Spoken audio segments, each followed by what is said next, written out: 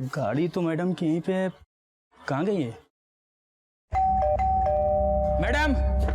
Madam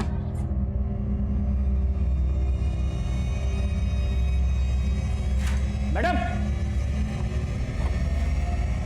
madam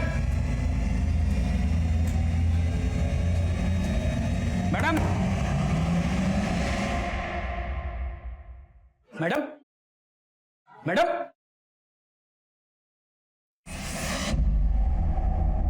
madam madam madam madam madam hello, greater Kalapur station, मैं constable Nagendra Paul बात कर रहा हूँ।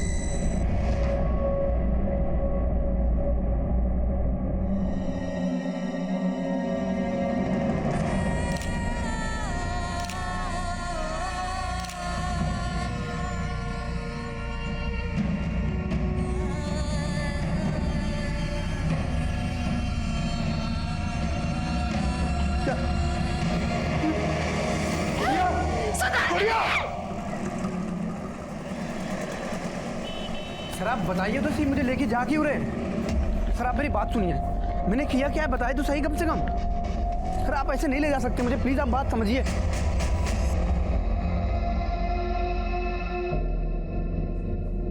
सर आप किसी से भी पूछ लो मैं कहाँ था।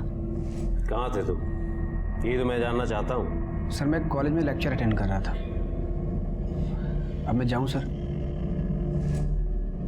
ये तुम्हारे हाथ में चोट कैसे लगी? कुर्सी से लगी या बेंच से? सर ये पुरानी चोट है, ब्लड लेके गिर गया था।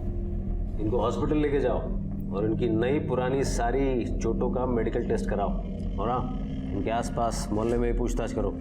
सर एक मिनट, इसके लिए मेडिकल की क्या जरूरत है सर? अरे आप तो लॉ की पढ़ाई कर रहे हैं ना, आपको तो पता होगा कि फॉर्मेलिटी के लिए सब करना पड़ेगा। हाँ लेकिन सर इसके लिए मेडिकल की जरूरत नहीं है। अरे ज़रूरत कितनी है वो हमको पता है, आप उठिए। सर मैं बता रहा हूँ आपको, मैं बुलेट लेके गिर गया था, मामूली सी चोट है सर, मेडिकल की जरूरत नहीं है, मैं बोल रहा हूँ आ आपको। जाइए आ जाइए आ जाइए, चलिए। एक मिनट सर, मेडिकल की क्या जरूरत है सर? आ जाइए। सर 5 बजे करीब मैंने सतीश को घर के अंदर जाते हुए देखा था, और लगभग 5:30 के करीब वो घर से बाहर निकला और बाइक पर बैठ के निकल गया। और हाँ सर एक बात और, उसका हेलमेट आगे से टूटा हुआ था।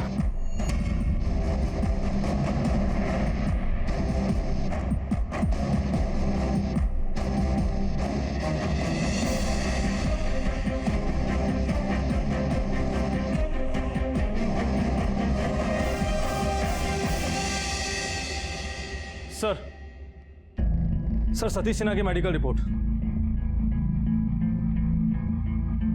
सर रिपोर्ट के हिसाब से माइनर फ्रैक्चर है लेकिन फ्रेश है।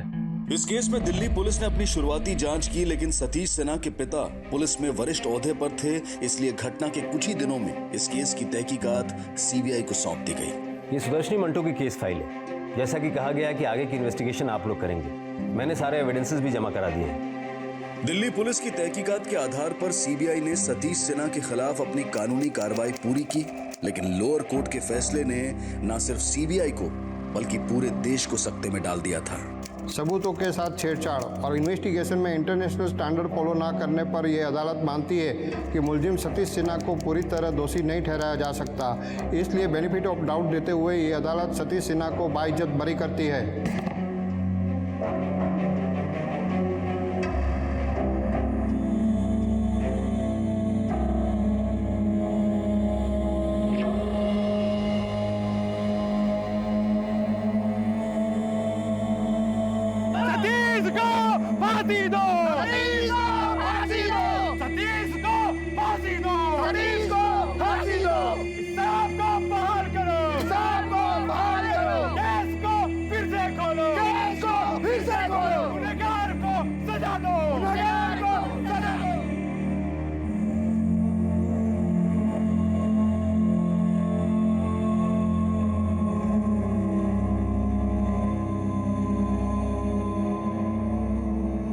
लोगों की आवाज उठाने के बाद सन 2000 में सीबीआई ने लोअर कोर्ट के इस फैसले के खिलाफ हायर कोर्ट में अपील दायर की और सतीश सिन्हा के लिए मौत की सजा की मांग की।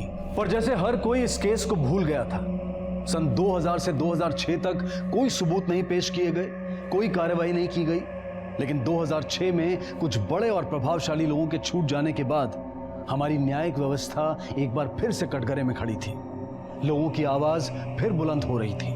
ये एक नया भारत था जो बड़ी आसानी से चीजों को नहीं छोड़ सकता था, पीछे नहीं हट सकता था, खामोश नहीं रह सकता था। इस समय तक सतीश ने विवाह कर लिया था, वो अपनी कानूनी प्रैक्टिस भी करने लगा था और उसका जीवन सामान्य चल रहा था।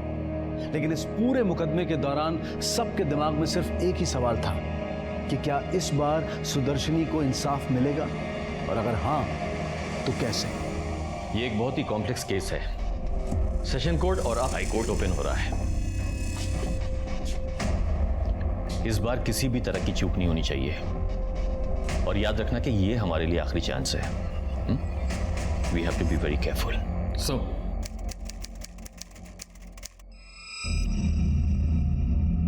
क्राइम सीन पे सतीश सिन्हा को देखा गया था, और जिन दो लोगों ने सुदर्शनी के घर के बाहर सतीश को देखा था, उनके बयान के अनुसार timeline is perfect in sync. तकरीबन शाम 5 बजे मैंने सतीश सिन्हा को अपनी काली बुलेट से घर के बाहर आते हुए देखा था। उसके बाद ये उतर के घर के अंदर चले गए और इनके हाथ में एक काले रंग का हेलमेट भी था। शाम 5:30 बजे के करीब मैंने इनको घर से बाहर निकलते हुए देखा। योर ऑनर, किसी को आते जाते देख लेने से कोई कसूरवार नहीं बन जाता। क्या इनमें से किसी ने भी मौके वारदात पे मेरे मौकिल को देखा? बाहर तो बहुत से लोग घूमते रहते हैं। क्या इस बिना पर उन्हें कसूरवार ठहराया जाए, उन पर कत्ल का मुकदमा चलाया जाए? ये दामोदर पंडित जी का बयान, जिसमें उन्होंने साफ लिखा है कि उन्होंने 5 बजे सतीश को घर में जाते हुए देखा था। और ये है श्री पवन शर्मा का बयान, जिसके अनुसार उन्होंने शाम को 5:30 बजे सतीश सिन्हा को उसके घर के बाहर आते हुए देखा है। घर के आसपास घूमने से किसी को मर्डर डिक्लेयर नहीं किया जा सकता। मैं मानता हूं कि मेरे क्लाइंट सतीश कुमार सिन्हा उस दिन सुदर्शनी मंटो से मिलने उसके घर गए, लेकिन उसके बाद वो अपनी कॉलेज गए, उन्होंने लेक्चर अटेंड किया। योर ऑनर, यह है वो लिस्ट उन गवाहों की जो इस बात की पुष्टि करने के लिए तैयार है। यस सर, सतीश उस दिन हमारे साथ ही लेक्चर अटेंड कर रहा था।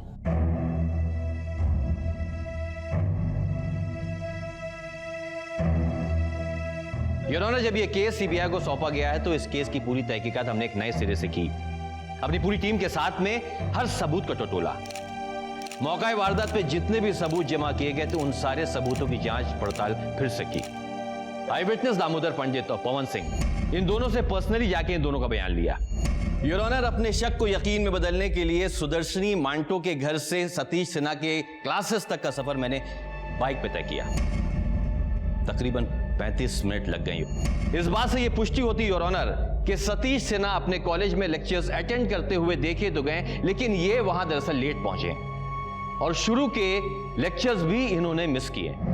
सीबीआई ऑफिसर विजय शर्मा की रिपोर्ट के अनुसार सतीश सिन्हा लेक्चर में 10 मिनट लेट पहुंचे थे।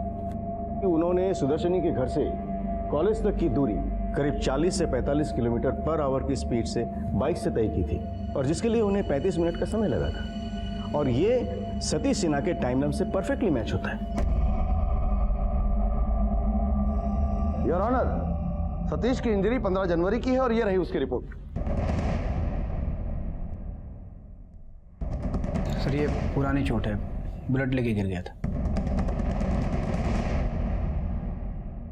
सीबीआई के पास क्या प्रूफ है कि यह घटना 24 घंटे के अंदर हुई है? जज साहब, डॉक्टर की रिपोर्ट के मुताबिक मुलजिम की हाथों की चोट ताजा थी। योर ऑनर, इनके हाथ के एक्सरे को जब बारीकी से चेक किया गया तो यह बात सामने आई कि उनकी जो एक्सरे रिपोर्ट है वो डिफरेंट एंगल से दी गई है। और योर ऑनर, ये इसलिए किया गया ताकि घाव के ऊपर जो कैलस फॉर्म होता है उसको अवॉइड किया जाए, वो ना दिखे। और इस बात की पुष्टि हमने खुद डॉक्टर साहब से उनके स्टेटमेंट से करवा ली है। सतीश सिन्हा के मेडिकल रिपोर्ट के हिसाब से सतीश सिन्हा के हाथ का फ्रैक्चर बिल्कुल फ्रेश था, मतलब 24 घंटे के अंदर ये फ्रैक्चर हुआ था। ये दोनों रिपोर्ट्स, एक सीबीआई ने पेश की है और दूसरी डिफेंस ने।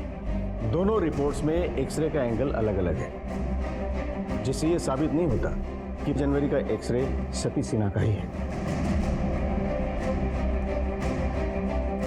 और डॉक्टर की डिटेल रिपोर्ट के अनुसार ये चोट घटना के आसपास की ही थी। सुदर्शनी की पोस्टमार्टम रिपोर्ट से यह साफ जाहिर है कि उसके चेहरे पर किसी चीज से बार बार वार किया गया था, और जिस हेलमेट के वाइजर के टुकड़े सुदर्शनी के डेड बॉडी के पास मिले थे वो उसी हेलमेट के हैं जो सतीश सिन्हा के घर में से बरामद हुए थे।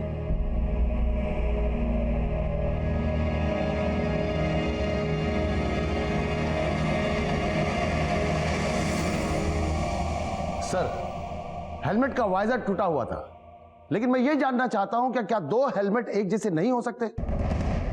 एक ही रंग के, एक ही ब्रांड के दो हेलमेट एक जैसे नहीं हो सकते? क्या यह जरूरी है कि सीबीआई को जो हेलमेट के टुकड़े मिले हैं वो मेरे मौकिल के हैं? क्या यह इत्तेफाक नहीं हो सकता योर ऑनर? वैसे भी मेरे मौकिल का वारदात से 14 दिन पहले मोटर बाइक पे एक्सीडेंट हुआ था और इनका हेलमेट टूट गया था। योर ऑनर, हमने तहकीकात की और यह बात साबित हो गई कि सतीश सिन्हा की बाइक का एक्सीडेंट कभी हुआ ही नहीं।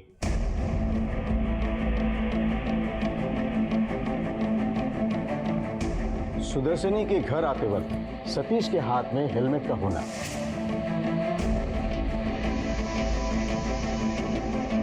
घर से वापस जाते समय सतीश के हाथ में हेलमेट का होना,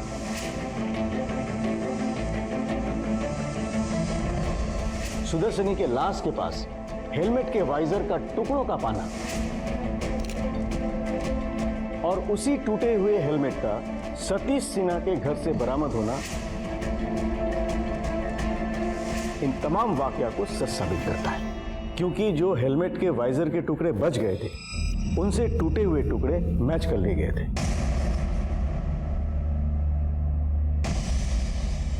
ब्लड सैंपल की बात जो प्रोसिक्यूशन कह रहे हैं, इनके अनुसार मेरे क्लाइंट का 20 ml ब्लड लिया गया था, और सर यह है उसकी रिपोर्ट। सर, हैदराबाद लैब के मुताबिक उनके पास 12 ml ब्लड पहुंचा, जबकि मेरे क्लाइंट का 20 ml ब्लड लिया गया था। तो फिर 8 ml ब्लड कहां गया? Your honour, it's clear case of tampering with blood samples.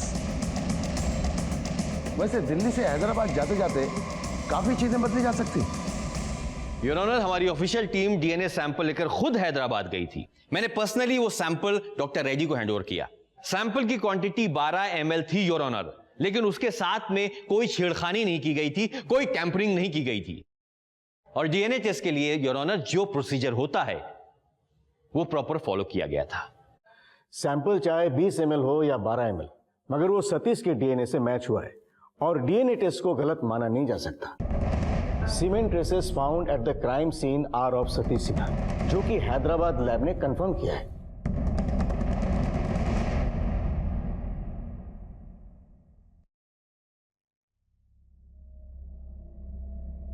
Your honour, एक इंपॉर्टेंट पार्ट जो हम सभी मिस कर रहे हैं कि हाइमन वॉज नॉट रप्चर्ड, मतलब रेप हुआ ही नहीं।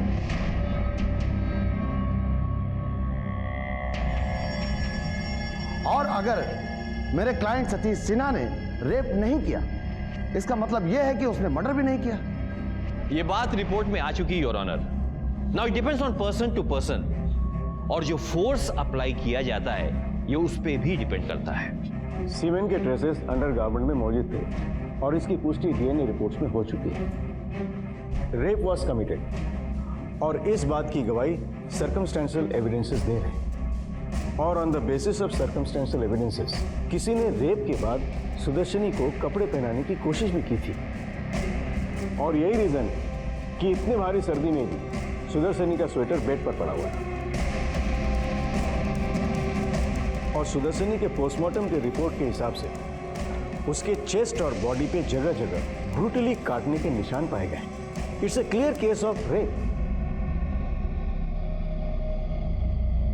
सीमेन का डीएनए सतीश से मैच होने के कारण यह प्रूव होता है कि रेप और मर्डर सतीश ने ही किया है।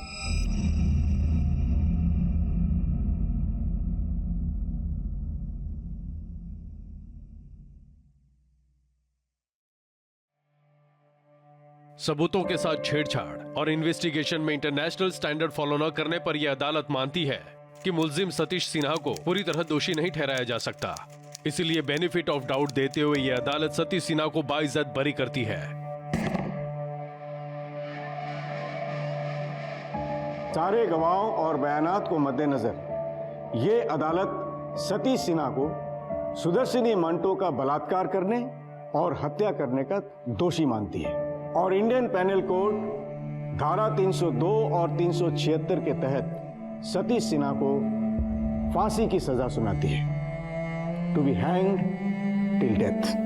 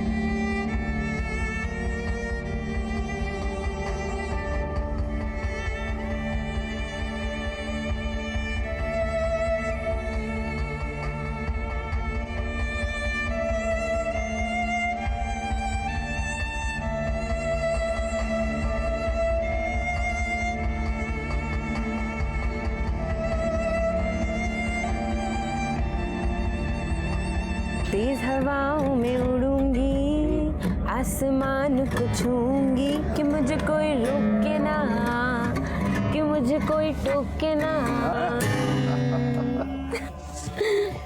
आप मुझे अच्छा अच्छा खाना बना के देना ताकि आपकी बेटी सुदर्शनी कोर्ट में लोगों को इंसाफ दिला सके और हम लोग रात को फिर सेलिब्रेट करेंगे। और फिर क्या कहेंगे? Injustice in any way is a threat to justice everywhere. क्यों पापा? बेटा, आज तुझे इंसाफ मिल गया, पर उसे सेलिब्रेट करने के लिए तू आज हमारे साथ नहीं है।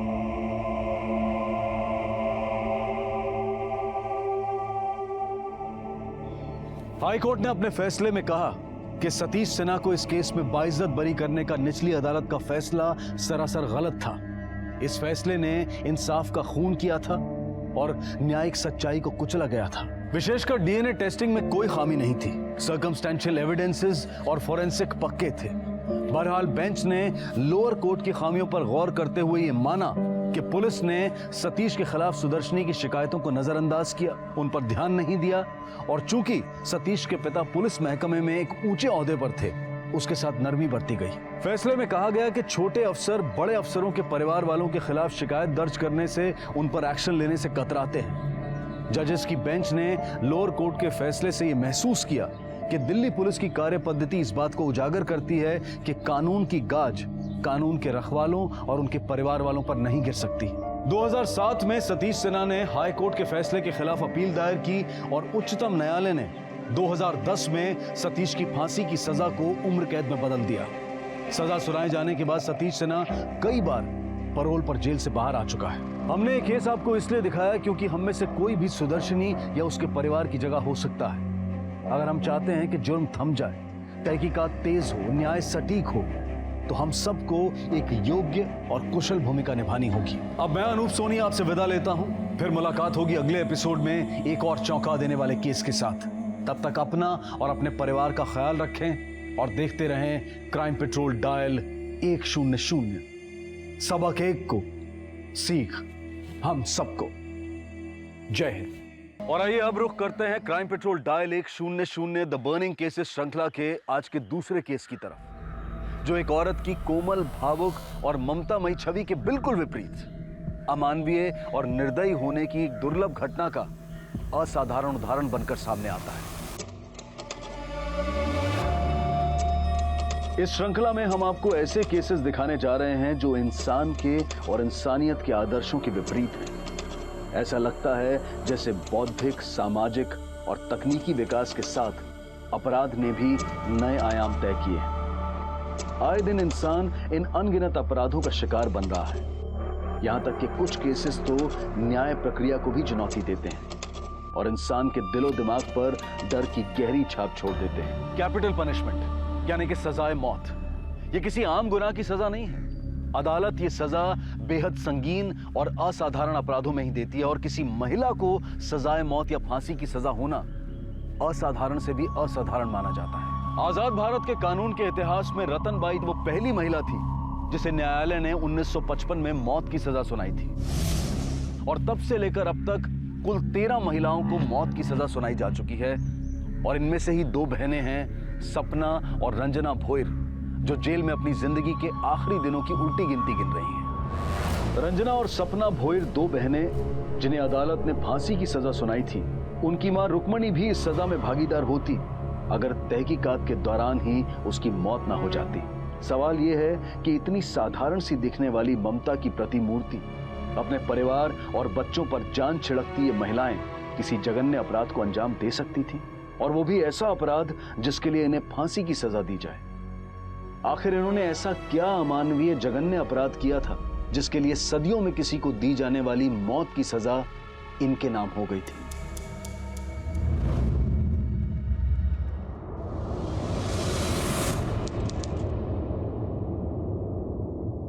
सुषमा, सुनो ना, आज कोशिश करना जल्दी आ जाओ। मेधा की तबीयत ठीक नहीं है और मेरी आई की भी तबीयत ठीक नहीं है। मैं मेधा को लेकर आई के पास जाऊंगी, तो देवकी के पास आपको रुकना पड़ेगा। ठीक है, तुम टेंशन मत लो, मैं आधे 1 घंटे में आ जाऊंगा। जी।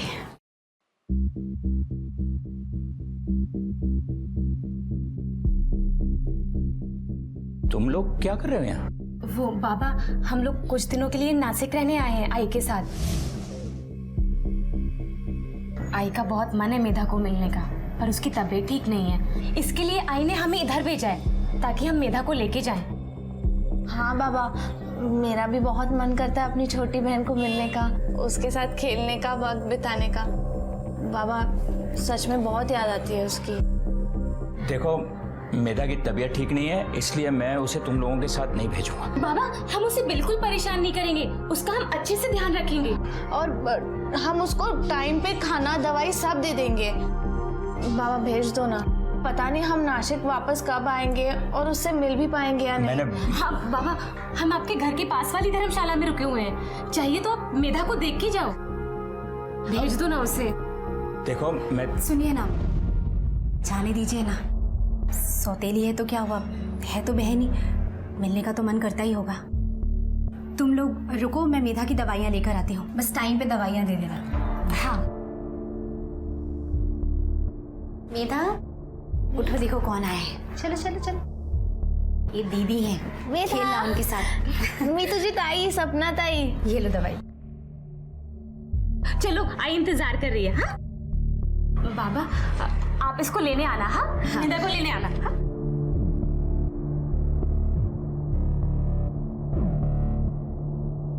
क्या जरूरत थी भेजने की? तुम मना भी तो कर सकती थी। अब जाने भी दीजिए।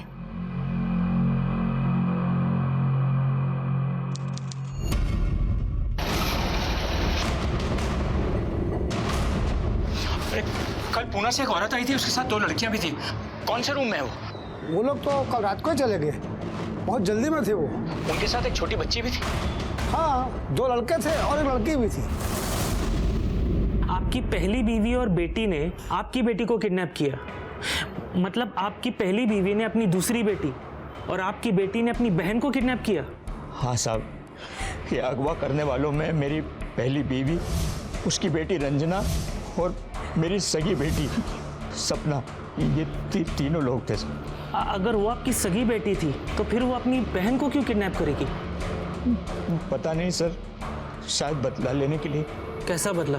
आप थोड़ा डिटेल में बताइए ताकि हम इस केस को समझ सके। सर, मैं मिलिट्री में था सर, पुणे कैंप में। मेरी मुलाकात रुक्मणी से हुई, हम लोग एक दूसरे को पसंद करने लगे और फिर हमने शादी कर ली। लेकिन सर, उसकी एक शादी पहले ही हो चुकी थी, उसका पति ट्रक ड्राइवर था, उसकी एक बेटी थी रंजना, फिर हमारी एक बेटी हुई सपना। मैं उन लोगों से बहुत प्यार करता था, लेकिन उनकी हरकतों की वजह से मुझे उन्हें छोड़ना पड़ा। कैसी हरकत है? जेब काटने की। मैंने उनको समझाया सर, पर उन लोगों ने मेरी एक भी बात नहीं मानी, बल्कि मेरी बेटी सपना को भी उन्होंने अपने रंग में रंग लिया, उसे भी जेब काटने की ट्रेनिंग देने लगे। रुक्मणी बहुत ढीठ औरत है साहब, तंग आकर मुझे उसको छोड़ना पड़ा। फिर मुझे सुषमा मिली और मैंने इससे शादी कर ली। हम लोग नासिक शिफ्ट हो गए साहब। जब आपको उनसे इतनी प्रॉब्लम थी तो फिर आपने अपनी बेटी को उनके साथ भेजा क्यों? बुरा वक्त था साहब, क्या बोलूं। आपके पास अपनी पहली बीवी और बेटी का कोई फोटोग्राफ है? नहीं साहब। कुछ आइडिया है वो कहाँ रहते हैं? कोई टेम्पररी या परमानेंट एड्रेस? पूना में कहीं रहते हैं, बस इतना ही पता है।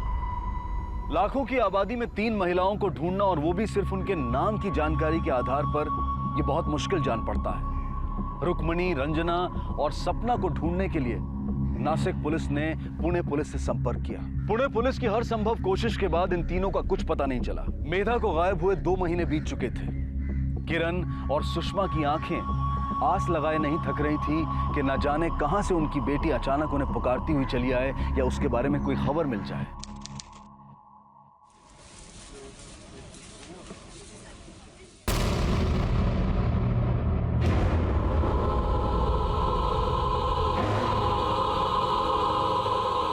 रंजना, तुमने मेधा को लेकर गई थी ना? कहाँ है वो? किस हाल में? मेरी मेधा मुझे वापस दे दो। छोड़, भूल जा मेधा को, अब वो तुझे नहीं मिलने वाली। मतलब तुम लोग कहना क्या चाहती हो? मैंने क्या बिगाड़ा है तुम्हारा? तूने हमारे आई की जिंदगी बर्बाद कर दी, हमारा घर उजाड़ दिया। जैसे हम अपने बाप के लिए तरसते ना, अब तू अपनी बेटी के लिए नहीं मिलेगी कभी तुझे वो। मैंने ऐसा कुछ नहीं किया है। मैं तुम्हारे पैर पड़ती हूँ, मेरी बच्ची मुझे वापस दे दो। चल मेरी बात तो सुनो।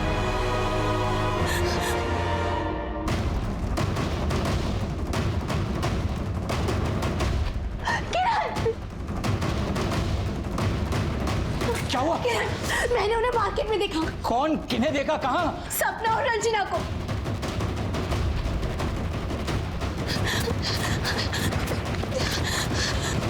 किरण, हाँ?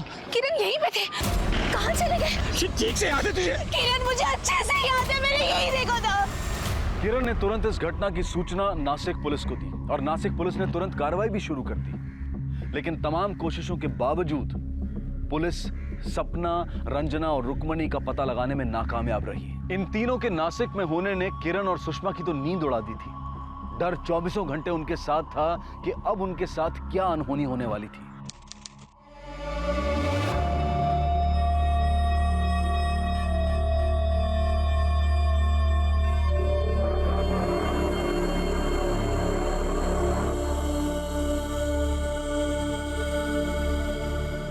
सुषमा,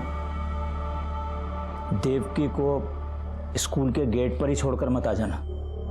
तब तक वहीं रुकना जब तक वो स्कूल में अंदर नहीं चली जाती। जब तक ये अंदर नहीं चली जाती मैं वहीं पे रुकती हूँ, और लेने भी स्कूल छूटने के 1 घंटे पहले पहुंच जाती हूँ। जब तक ये घर वापस नहीं आती अजीब सी घबराहट होती है। रोज प्रार्थना करती हूँ कि मेरी बच्ची सही सलामत हो, कहीं मेधा की तरह। ऐसा कुछ नहीं होगा, फालतू की बातें मत सोचा कर। स्कूल के प्रिंसिपल से बात हुई है मेरी, कह रहे हैं वो ध्यान रखेंगे इसका, और कुछ भी होगा तो सबसे पहले हमें खबर करेंगे। सब ठीक करेगा भगवान।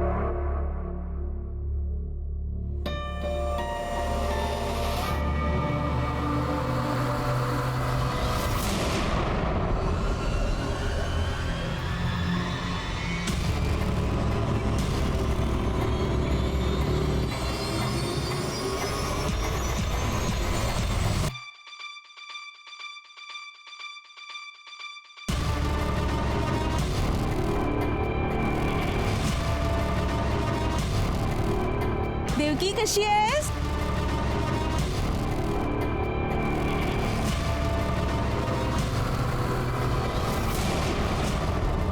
लक्षात ठेवा तिचा.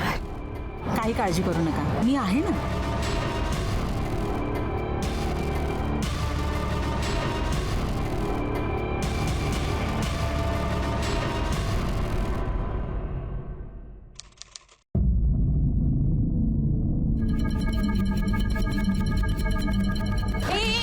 कहाँ जा रही हो? अरे देवकी माता है, उसको उसको बुला दो, जाओ। उसकी बहन की तबीयत बहुत खराब है, हम उसको लेने आए। जाओ बुला दो। ऐसे नहीं बुला सकती, बच्चे को लेके जाने के लिए माँ बाप की परमिशन लगती है। अरे अभी तो बताया ना कि उसकी बहन की तबीयत बहुत ज्यादा खराब है, उसके आई बाबा उसके साथ है, इसके लिए हमको भेजा है उसको लाने को। तभी भी उसे नहीं ले जा सकते, उसके माँ बाप बोलेंगे या आएंगे तभी लेके जाएंगे। अरे लेकिन अच्छा ये लो, ये आप तो उसे भेजो ना। ज्यादा शांति करती है क्या? प्रिंसिपल को बता दूं? हाँ जा, जो करना है कर ले, देख लेंगे तुझको हम।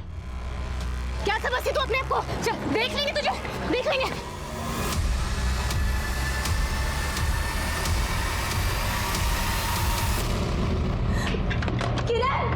किरण क्या हुआ? देवकी के स्कूल से फोन आया था, प्रिंसिपल ने कहा कि 2 लड़की आई थी देवकी को साथ ले जाने के लिए। तुम फौरन स्कूल जाओ और देवकी को लेकर आओ, और मैं पुलिस स्टेशन जाता हूँ। चलो।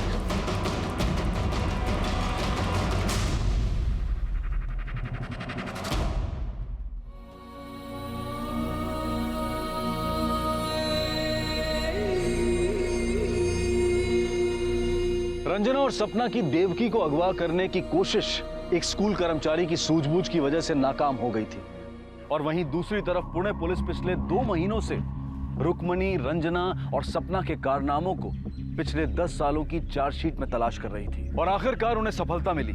इन तीनों के नाम उन्हें पुलिस रिकॉर्ड्स में मिले, जिसमें इन पर चोरी और लूट के कई मामले दर्ज थे, और जिसके लिए ये 8 महीने की सजा भी काट चुकी थी। कुछ ना होने से कुछ होना बेहतर है, और पुलिस की भी यही स्थिति थी। उनके पास इन तीनों का अभी का पता नहीं था, लेकिन इन तीनों के फोटोज और कुछ पुराने एड्रेसेस थे, जिसको आधार बनाकर उन्होंने अपने खबरी नेटवर्क को एक्टिवेट कर दिया, और आखिरकार उनकी कोशिश रंग लाई और उन्हें इन तीनों का नया पता मिल गया। पुणे पुलिस ने तुरंत वहां छापा मारने की तैयारी की, इस उम्मीद में कि शायद अब मेधा केस सॉल्व हो जाएगा, लेकिन उन्हें आभास भी नहीं था कि सच कहीं ज्यादा भयानक और कुरूप होगा। काय पाहिजे? सरका बाजूला। अरे चला। अरे क्या हो रहा है? सपना और रंजना कौन है? मेधा मात्रे कहाँ है? कहाँ है मेधा मात्रे? हम किसी मेधा मात्रे को नहीं जानते। मेरे बेटे को हाथ लगेगा तो हाथ तोड़ डालोगी तेरा। छोड़ूंगी नहीं, डालो इनको अंदर। तो डालोगी नहीं, तो डालोगी। मेरे बेटे को मारना नहीं, छोड़ूंगी नहीं मैं। छोड़ो।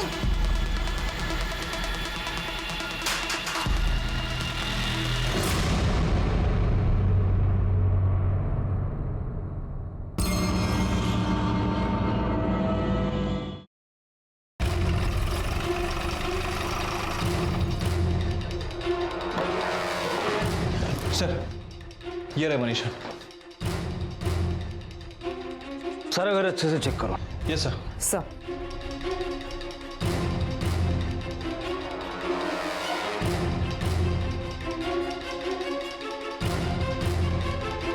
सर, ये फोटोग्राफ्स मिले। रुक्मिणी के बेटे के बर्थडे के फोटोज हैं। कांबळे, ये फोटो लेकर जरा आस पड़ोस में पता करो, इसमें जो बच्चे हैं ये आस पड़ोस के ही बच्चे हैं या बाहर के हैं। हो सकता है कि इन बच्चों में से किसी ने मेधा को देखा हो। ठीक है सर। सर, ये कुछ बच्चों के कपड़े मिले।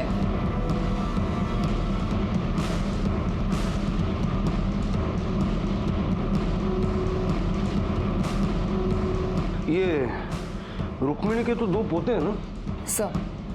तो ये लड़कियों के कपड़े यहाँ क्या कर रहे हैं? और अलग अलग साइज के कपड़े हैं, मतलब अलग अलग उम्र की लड़कियां। अच्छा, इस फोटो में जो बच्चे हैं इन्हें पहचानती है? हाँ, इनमें से ज्यादातर बच्चे यहीं के हैं, लेकिन साहब इस बच्चे को मैं नहीं जानती, पहले कभी इसे इस एरिया में नहीं देखा। इसे पहचानती हैं? इसे कभी देखा इस एरिया में? साहब, यहाँ तो बच्चे आते रहते हैं, कोई 2-3 महीना रहता है तो कोई 10-12 दिन में चला जाता है। पता नहीं कहाँ से आते हैं और कहाँ चले जाते हैं। मैंने तो उनको 1-2 बार पूछा भी था।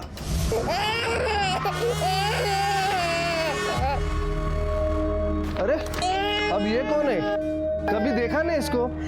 ये मेरी बहन की लड़की है, पुणे घूमने आई है।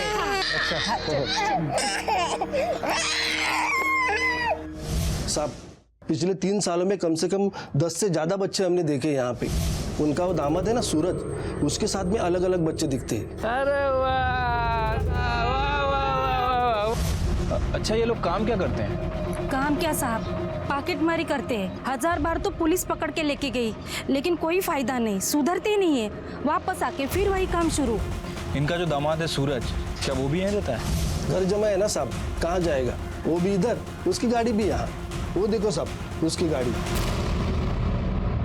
कांबड़े, यहाँ तो ऐसा कुछ मिला नहीं जिससे ये साबित हो सके कि मेधा यहीं थी, लेकिन कुछ बच्चियों के कपड़े मिले हैं और रुक्मिणी के दोनों पोते हैं। तो इस तरह से लड़कियों के कपड़े वो भी अलग अलग साइज के हैं। सर पड़ोसी का भी कहना है कि उन्होंने इनके घर पे बहुत सारे छोटे छोटे बच्चों को देखा है।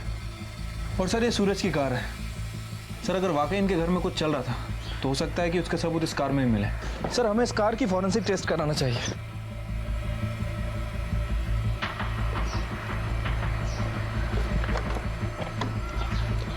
बोलो। और जब तक फॉरेंसिक टीम अपना काम करती है, हम जरा इन चारों से पूछते हैं कि बच्चे कौन हैं? कौन से बच्चे? वही जो तुम्हारे घर मेहमान बनकर आते थे और अचानक गायब हो जाते थे। किसके बच्चे थे वो? वो तो हमारे रिश्तेदारों के बच्चे थे साहब। कौन से रिश्तेदार? नाम एड्रेस दो जरा, हम भी तो पता करें। उसमें पता क्या करने का? रिश्तेदारों के बच्चे नहीं होते क्या? और कौन बोला 10-12 बच्चे देखे? 10-12 नहीं साहब, एक उन 2-3 ही बच्चे आए होंगे। 6-7 बच्चे होंगे सब। वो गांव से कोई इधर घूमने को आते थे ना, तो उन्हीं के बच्चों को देखा होगा। किसके गांव से? तेरे या तेरी बीवी के? गांव के बच्चे नहीं थे साहब, वो तो मेरी सहेलियों के बच्चे थे। वो जब घूमने जाती थी ना, तो अपने बच्चों को मेरे इधर छोड़ के जाती थी। और तुम घर पे बैठ के उनकी देखभाल करती थी? अरे साहब, अभी कोई देखभाल करने को बोला तो मना नहीं कर सकते ना, वो भी अपनी बहन के बच्चे को। कितनी बहनें हैं तुम्हारी? आई की बहन का है साहब, वो तो मेरे बहनों के बच्चे थे। लेकिन तुम्हारी तो सिर्फ एक बड़ी बहन है जो तुम्हारे साथ रहती है। फिर ये बाकी की बहनें और बच्चे ये सब कहाँ से आए? अरे सब मुझे क्या मालूम कहाँ से आते थे, पर इतना मालूम है कि आते थे और फिर कुछ दिन के बाद चले जाते थे। कहाँ चले जाते थे? कहाँ मतलब? अपने घर जाएंगे। साहब क्या हुआ है? हमने ऐसा कोई भला बुरा काम नहीं किया है और बच्चों से हमारा कुछ लेना देना नहीं है। लेकिन मेधा से तो है ना। कहाँ है मेधा? कहाँ रखा है उसको? बोलो, मेधा कहाँ है? मुझे कैसे पता होगा वो कहाँ है? साहब मैं तो जानता भी नहीं है मेधा कौन है। ये सारे लाइन से झूठ बोल रहा है। अब इनसे सच उगलवाने के लिए हमें ब्लड स्टेन्स और कार की फॉरेंसिक रिपोर्ट का वेट करना होगा। कांबड़े, इन 2 बच्चों को पड़ोसियों ने नहीं पहचाना, इसका मतलब कि ये दोनों बाहर के हैं। ये साबित कैसे हो? सर ये रुक्मिणी बहुत शोर मचा रही है। उसका कहना है उसके नाती को उसके पास छोड़ दे। गीता मैं उनकी फरमाइशें पूरी करने के लिए नहीं बैठे। उनसे जाके कह दो कि बच्चे एनजीओ में हैं और सही सलामत है, और दोबारा अगर पूछे तो 2-4 रख भी देना। कांबड़े, कल सुबह दोनों बच्चों को बुलाओ, देखते हैं उन्हें कितना पता है। ठीक है सर। केदार, बेटा लो बिस्किट लो, क्रीम वाले बिस्किट हैं, बहुत अच्छे हैं। लो खाओ खाओ खाओ। अच्छा, अब मुझे ये बताओ कि ये फोटो तुम्हारी बर्थडे पार्टी की है ना? हाँ। बहुत सारे बच्चे आए तुम्हारी पार्टी में, है ना? वाह। अच्छा बताओ, ये सारे बच्चे तुम्हारे मोहल्ले के हैं? हाँ। अच्छा, वैसे कुछ बच्चे तो तुम्हारे घर पे रहने के लिए भी आते थे ना? ये राजा है। अच्छा, ये राजा है। तो ये किसके साथ आया था? आज ही और आई स्कूल आई थी, पर ये ज्यादा दिन नहीं रहा था, ये चले गया था। अच्छा अच्छा अच्छा। और ये? अरे ये तो अमर है, ये मेरा सबसे अच्छा दोस्त है। तो बेटा ये अमर किसके साथ आया था? कौन लाया था इसको? इसको आई लाई थी, फिर ये मेरा दोस्त बना। बेटा कहाँ से लेके आई थी अमर को आज ही? पता नहीं, लेकिन अंकल उसके पापा के पास बहुत बड़ी गाड़ी है, प्लास्टिक की नहीं, सचमुच की। अच्छा, तुम्हें कैसे पता? अमर ने बताया। अच्छा, तो ये अमर तो अब आपके साथ नहीं रहता ना, ये कहाँ गया? वो तो नहीं पता कहाँ गया। बेटा तुम्हारे घर में ऐसे हमेशा रहने के लिए आते थे ना बच्चे? तो तुम कितने छोटे थे जब से बच्चे आते हैं इस तरह? इतना नहीं, इतना। ओह, तब तो आपके बहुत सारे दोस्त बने होंगे। तो एक बात बताओ, तुम्हारे घर में कितने बच्चे आके रहे हैं? कितने बच्चे थे बेटा? 4? 40?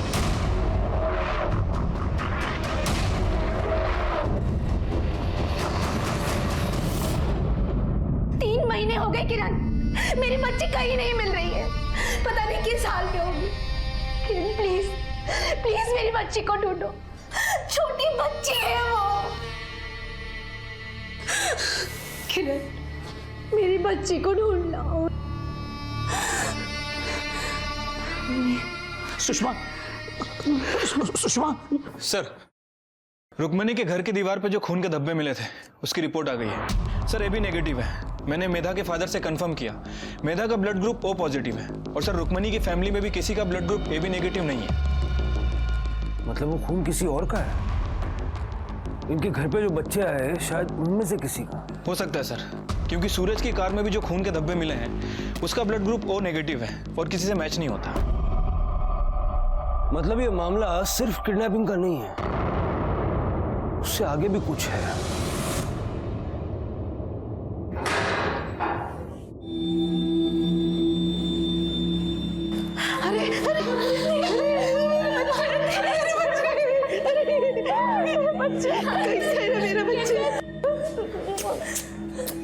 मारा तो नहीं ना उन लोग ने? हाँ? मारा ना तो आजी को बोल, मैं उनको छोड़ूंगी नहीं। नहीं आजी, उनने नहीं मारा। हाँ? वो लोग बहुत अच्छे हैं। हाँ? मेरा बच्चा। अब सूरज की बारी।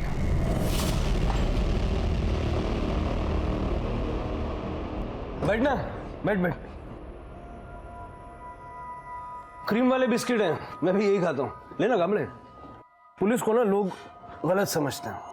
अब तेरी सास, बीवी, साली, इनको हमने बच्चों से मिलवा दिया।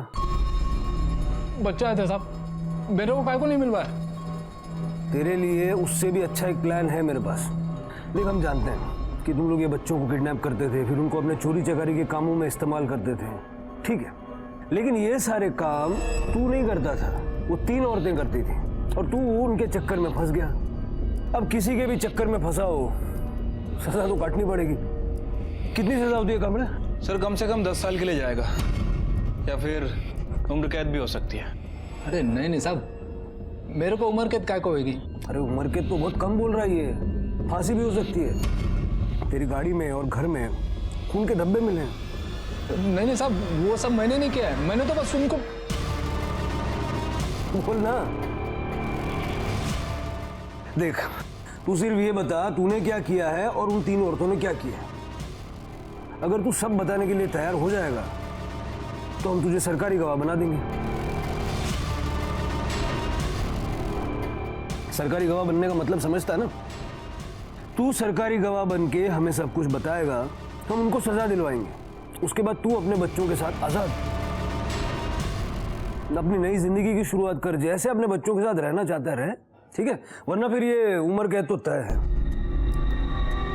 सब खून हुए होंगे तब भी। खून हुए? कितने? पहले मेरे को सरकारी गवाह बनाओ साहब, फिर बताऊंगा।